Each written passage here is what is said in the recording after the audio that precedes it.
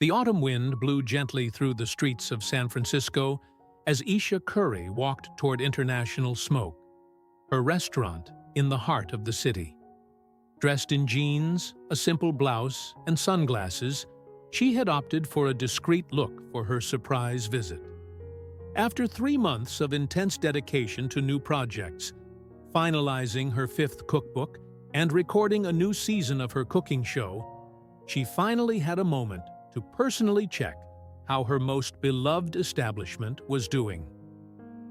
Today, I'm not Ayesha Curry, celebrity or owner. I'm just a regular customer, she murmured to herself as she put her phone in her bag.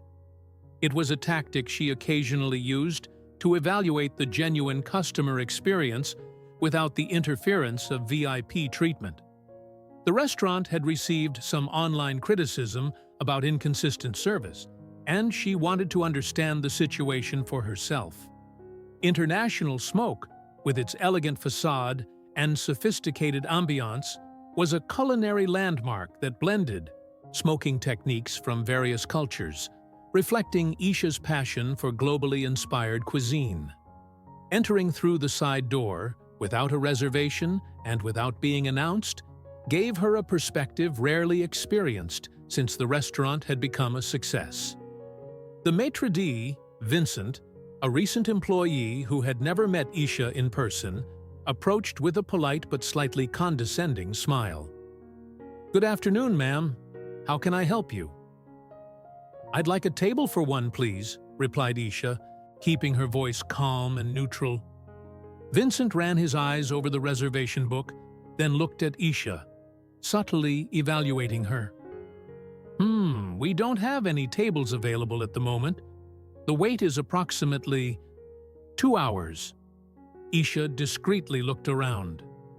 The restaurant was busy, but she noticed at least 3 empty tables.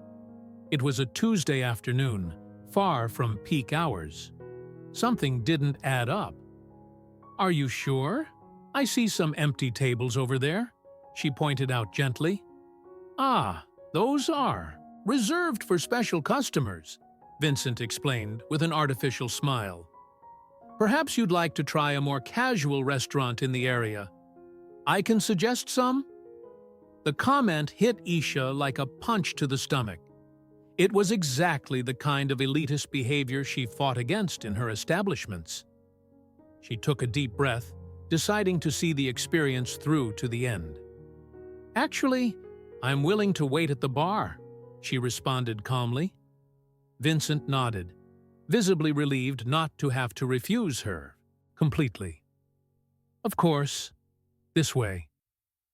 Seated at the bar, Ayesha carefully observed every detail: how the waiters interacted with different customer profiles, the service time, smiles reserved for those who appeared more affluent or influential. The bartender, Greg, approached after several minutes of ignoring her presence. "What do you want?" he asked dryly, without the warmth that she had established as the standard for service at International Smoke. "How about your suggestion for a non-alcoholic cocktail? Something that matches the essence of the house," she asked, curious to see the employee's knowledge of the menu. "We don't have anything special without alcohol. Sparkling water with lemon work?" replied Greg, already turning to serve another customer before even hearing her response. The promised 2 hours turned into a full hour of silent observation. While waiting, Ayesha discreetly made notes on her phone, documenting behaviors, conversations, and workflow. Clearly, something had changed in the service culture she valued so much. Finally, Vincent approached again. "Ma'am, we've managed to find a table for you. This way, please." The table was small, positioned near the kitchen entrance, clearly one of the worst locations in the restaurant. Ayesha nodded politely and sat down, increasingly determined to understand this new dynamic that had settled in her absence. The waiter assigned to serve her, Julian, a middle-aged man with a certain air of boredom, approached several minutes later. "Ready to order?" he asked without even presenting the menu or making the daily recommendations, another standard procedure that seemed to have been forgotten. "Actually," said Isha calmly, "I haven't seen the menu yet." Julian handed over the menu with an almost imperceptible sigh and quickly moved away. While examining the menu, Isha noticed small changes in the descriptions of the dishes and ingredient combinations that hadn't been discussed with her. Her eyes narrowed, slightly. Who was authorizing these changes? When Julian returned, she was ready to test his knowledge. "What would you recommend for someone who appreciates intense but balanced flavors? And this dish, St. Louis ribs, is it still prepared with the special pomegranate glaze?" The waiter seemed momentarily disconcerted. "I would recommend the steak. It's what everyone orders.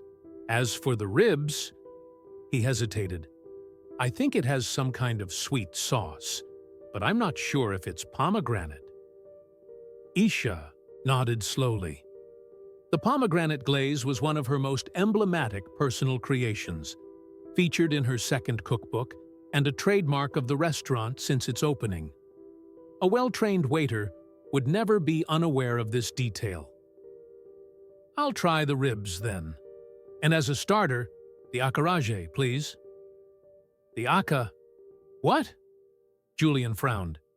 "Acarajé. It's in the section of starters inspired by international cuisine." "Oh, that. Nobody orders that dish. Are you sure? Wouldn't you prefer something more normal, like shrimp or chicken wings?" Each interaction only confirmed her suspicions. At some point during her absence, the inclusive and culturally diverse essence of her restaurant was being compromised, replaced by a more conventional and commercial version.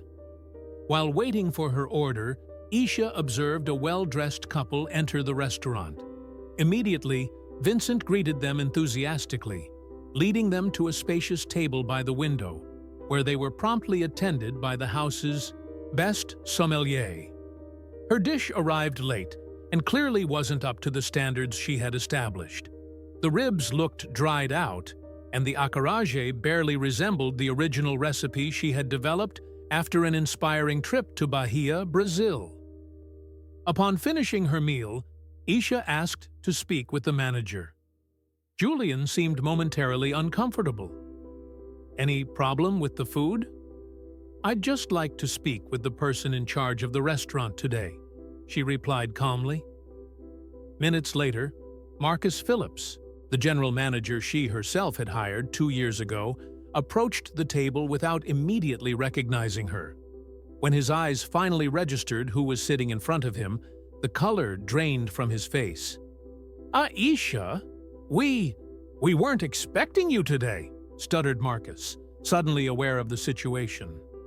Isha smiled serenely, removing her sunglasses. "Apparently not. Can we talk privately in the office? I believe we have much to discuss about the direction international smoke is taking." The commotion that followed as she walked toward the office was immediate. Vincent and Julian exchanged looks of pure panic, while Greg, the bartender, seemed about to faint. The transformation in the restaurant's atmosphere was palpable. The owner had returned, and changes were clearly on the way. The office at the back of International Smoke maintained the same discreet elegance as the rest of the establishment. Framed photographs of Isha with renowned chefs and culinary personalities decorated one of the walls, while the other displayed awards and recognitions earned by the restaurant in recent years. Marcus Phillips entered right behind Isha, carefully closing the door while nervously adjusting his tie. "Isha, I can explain," he began, but she raised her hand, temporarily silencing him.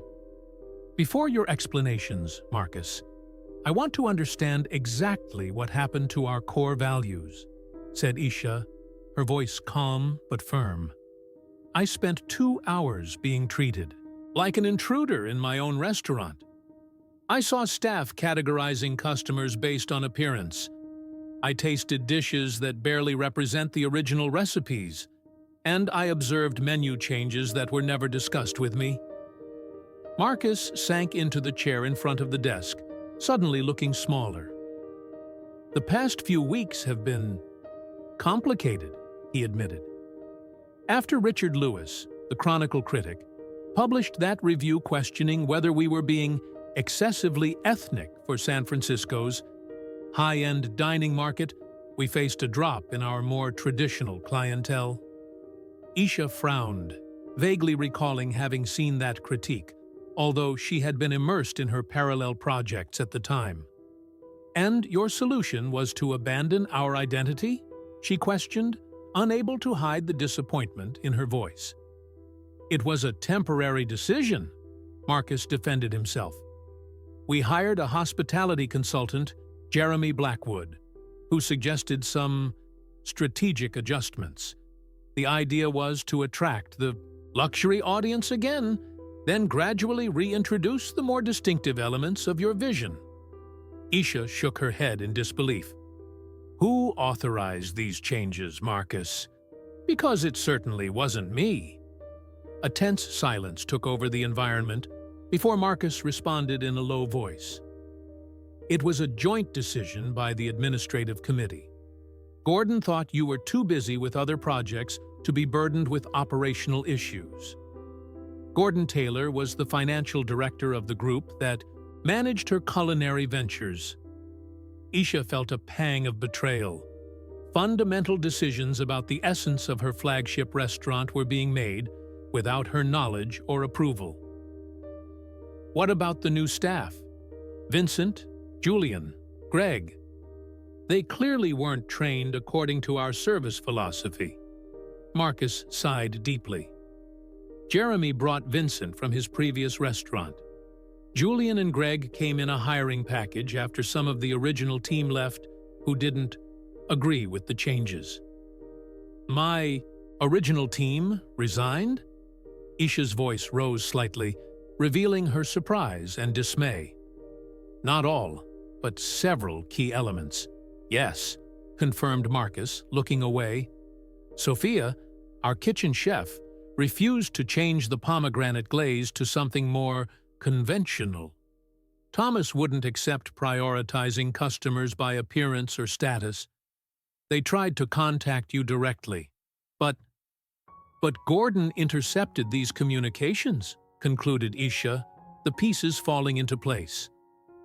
The previous weeks had been so chaotic with her recordings and editorial deadlines that she had delegated much of the administrative management to Gordon, something she now realized had been a critical mistake. She stood up, walking to the window that offered a partial view of the kitchen. Through the glass, she could see staff working. Many unfamiliar faces, few with the spark of passion she had always cultivated in her teams. "I want to see the numbers, Marcus. The real data, not Gordon's convenient interpretations." He hesitated briefly before accessing his tablet and sliding it across the table. Ayesha carefully examined the financial reports from recent months, noting the trends. "Interesting," she murmured after a few minutes.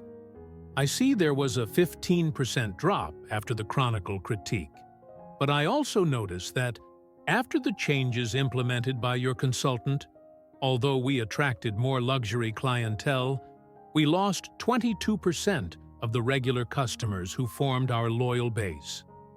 Marcus swallowed, hard, clearly not having analyzed the data from this perspective. "The average check increased with more affluent customers," he argued weakly. "At the cost of our identity and values," Ayesha responded firmly. "And note that the increase in the average check didn't compensate for the loss of volume. We're earning less and compromising everything we've built." She returned the tablet and headed for the door. "Gather the entire team in the main hall. Everyone, including those who are off duty if they can come. We have a lot to resolve, starting now." 20 minutes later, the restaurant was temporarily closed, with a discreet notice on the door informing about a private event. In the main hall, About 30 employees gathered in a semicircle. Julian, Vincent, and Greg remained visibly uncomfortable in a corner, while the few remaining members of the original team naturally approached Ayesha, like old allies reuniting with their leader. Some of you know me personally. Others may have only seen my name on hiring documents, began Ayesha, her posture straight and confident. I am Ayesha Curry, and this restaurant is not just a business for me. It's an extension of my life philosophy and culinary vision. She walked slowly among them, maintaining eye contact with each group. International Smoke was created to celebrate diversity, inclusion, and excellence without pretension. Each dish tells an authentic cultural story. Each interaction with customers reflects genuine respect, regardless of who they are. Her eyes briefly lingered on Vincent, who seemed to be intensely studying his own shoes. Today, I experienced my own restaurant as a regular customer and, frankly, I didn't recognize the place I built.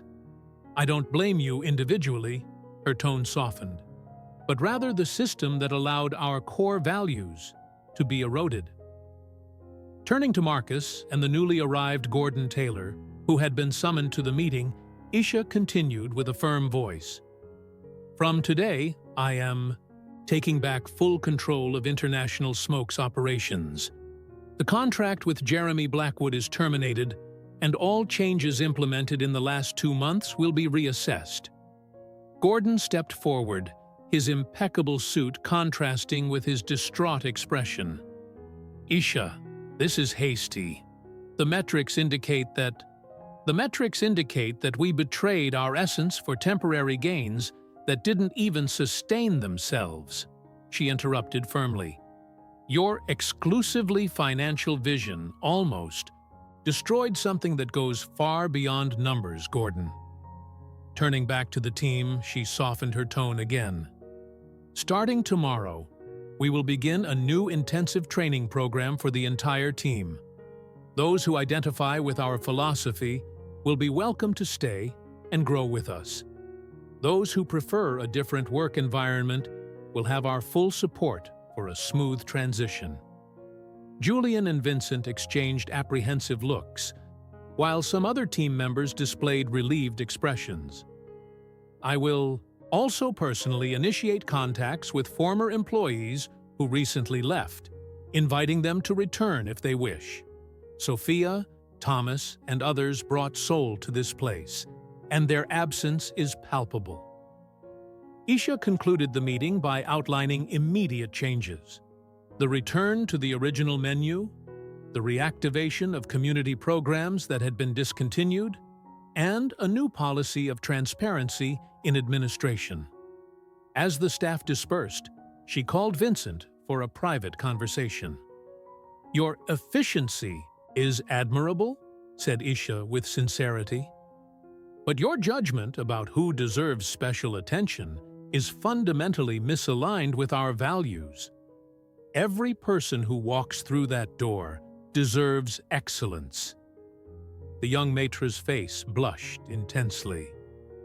I was just following Mr. Blackwood's guidelines on customer prioritization. I understand, and now I'm offering different guidelines. True hospitality doesn't discriminate, Vincent. It elevates everyone. As the day came to an end, Ayesha remained, alone in the empty restaurant, contemplating the challenges ahead. Regaining control would be just the first step. Rebuilding the culture and regaining the trust of customers and staff would be a longer journey. But as she observed the space that carried her vision and name, she felt a renewed determination. Some battles simply needed to be fought personally. The next morning brought a different energy to International Smoke. Ayesha arrived at 6 o'clock, well before the normal opening, carrying boxes of fresh ingredients and her original recipe notebooks. The aroma of freshly brewed coffee filled the air as she organized the kitchen for what would be a transformative day. At 7 o'clock, the staff began to arrive, many clearly nervous about what to expect after the previous day's announcement. To everyone's surprise, they found tables arranged in a circle in the main hall, with small identification cards and notebooks at each place. "Good morning, everyone," Ayesha greeted, wearing not her usual executive outfit, but an apron over jeans and a simple t-shirt. "Today we won't open to the public. Instead, this will be the first day of our re-immersion program in International Smoke's values and practices." Vincent, who had decided to stay despite the uncertainty about his future on the team, observed with curiosity the tables prepared with various ingredients and spices. "This looks more like a cooking class than corporate training," he commented quietly to Julian, who nodded in silent agreement. "Exactly, Vincent," replied Ayesha, her sharp ear catching the comment. "Because understanding our food is the first step to understanding our philosophy. You can't authentically sell what you don't intimately know." The day began with an activity that surprised everyone. Each employee, regardless of their role, would participate in the complete preparation of a dish from the original menu. Waiters, receptionists, bartenders, and administrators found themselves side by side, cutting, seasoning, and cooking under Ayesha's patient but demanding guidance. "The acarajé you questioned yesterday, Julian," she explained while demonstrating the preparation process of the delicacy, "is not just a fried cake. It's a profound cultural expression of the African diaspora in Brazil, linked to centuries-old religious and social traditions. When a customer orders it in our restaurant, they are not just making a gastronomic choice. They are seeking a connection with that history." Julian, with hands covered in black-eyed pea flour, nodded slowly, a new understanding reflecting in his gaze. For Vincent, the challenge was to prepare the iconic pomegranate glaze for the ribs, a task that required precision and patience. "Add too much sugar, and you lose the characteristic acidity that balances the fat of the meat," guided Ayesha. "Put too little, and the flavor doesn't fully develop. It's an exercise in balance, just like serving our customers." As the morning progressed into the afternoon, the staff gradually moved from apprehension to enthusiastic participation. The stories behind each dish, shared by Ayesha with passion and encyclopedic knowledge, transformed simple recipes into fascinating cultural narratives. After the culinary session, a community banquet was prepared with all the dishes created by the team. Seated together, without demarcated hierarchies, everyone shared the meal, while Ayesha introduced the second part of the training. "Now that we have experienced together the essence of our menu, let's address how we translate this respect for ingredients into respect for people," she announced. "And for this, we have special guests." The kitchen doors opened, revealing faces familiar to some and unknown to others. Sophia Martinez, the former kitchen chef, Thomas Washington, the former maitre d', and 5 more ex-employees who had left the restaurant during the controversial changes. They kindly accepted my invitation to share their experiences and perspectives, explained Ayesha. "Not to point fingers or assign blame, but to help us reconnect with the original spirit of International Smoke." What followed was an honest and at times moving session, where the former employees shared stories of memorable interactions with diverse customers and challenging situations they had faced while remaining true to the restaurant's inclusive values. Sophia, with her characteristic frankness, addressed Greg specifically, the bartender who had served Ayesha the day before. "When a customer asks for a non-alcoholic drink suggestion, it's not because they can't afford alcohol," she explained. "It could be a personal, religious, health choice, or simply a momentary preference. Our response should never make that person feel less valued." Greg, visibly uncomfortable but attentive, just nodded. To demonstrate in practice, the team participated in simulation exercises, interpreting different customer profiles, while their colleagues practiced inclusive and respectful approaches.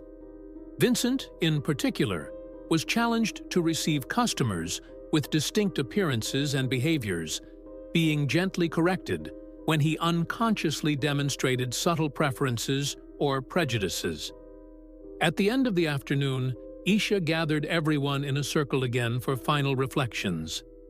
"What we've built here is not just a restaurant," she said, observing the faces around her. "It's a space where we affirm, through food and hospitality, that diversity is not just acceptable. It's worth celebrating. That every culinary tradition, every culture, every person deserves respect and recognition." She paused, her eyes briefly meeting those of Marcus, who throughout the day had shown himself progressively more involved and reflective. "Tomorrow we'll reopen with our restored original menu. Some of you may feel this is not the place where you want to build your careers, and that's perfectly understandable. Others may be discovering a purpose that resonates with your personal values.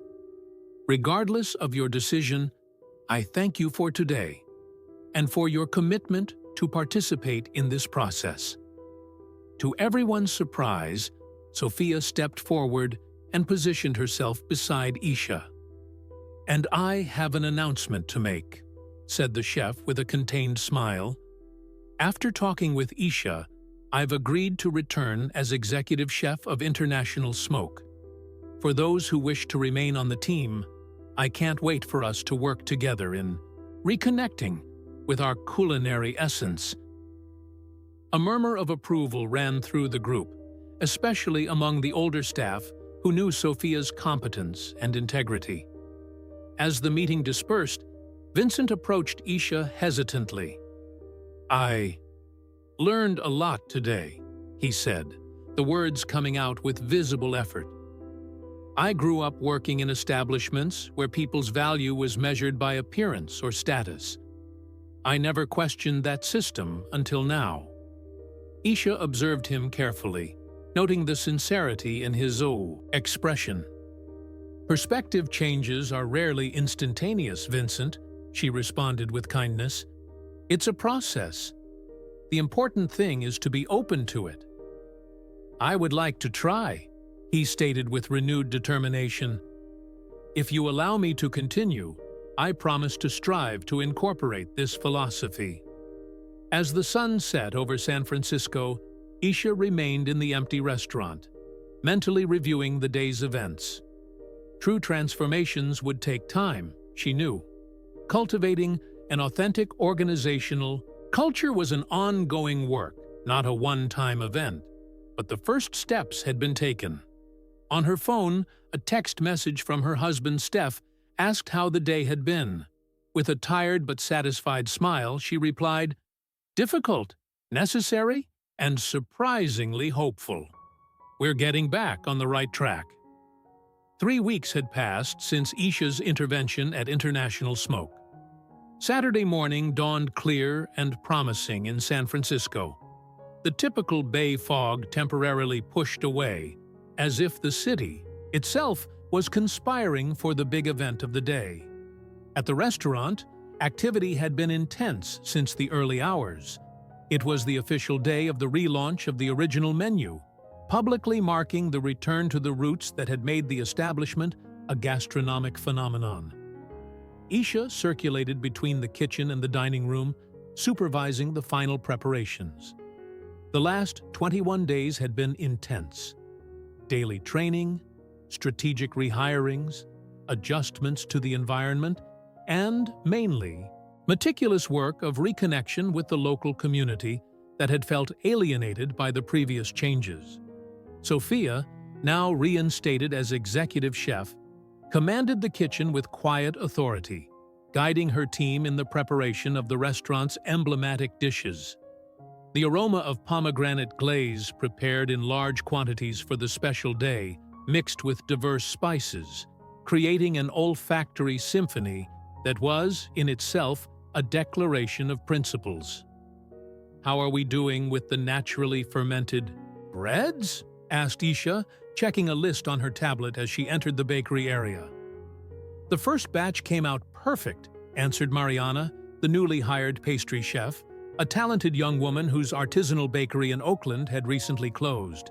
"And the sourdough with ancient grains will be ready exactly in time for lunch service." Ayesha nodded, satisfied. Every detail of this relaunch had been planned not just as a business strategy, but as a statement of values. Hirings like Mariana's were part of a new policy, seeking talent in diverse communities and small local entrepreneurs, offering them a broader platform. In the main hall, Thomas, who had agreed to return as maitre d', coordinated the final adjustments to the decoration. Small changes had significantly transformed the environment. Works by emerging local artists replaced generic pieces. Cultural information about the origin of the dishes was discreetly incorporated into the menu, and a large community table was installed in the center of the hall, symbolizing the philosophy of connection through shared food. Vincent, who had surprisingly become one of the biggest enthusiasts of the renovation, worked side by side with Thomas, absorbing knowledge and demonstrating a sincere willingness to grow. "The information cards about the independent wine producers have arrived," he informed Ayesha when she emerged from the kitchen. "And I personally confirmed that the entire team is prepared to explain the stories behind the ED signature cocktails." Ayesha smiled, remembering the arrogant Vincent who had received her weeks ago. The transformation was remarkable, not a forced change in behavior, but a genuine expansion of perspective. "Excellent work, Vincent,"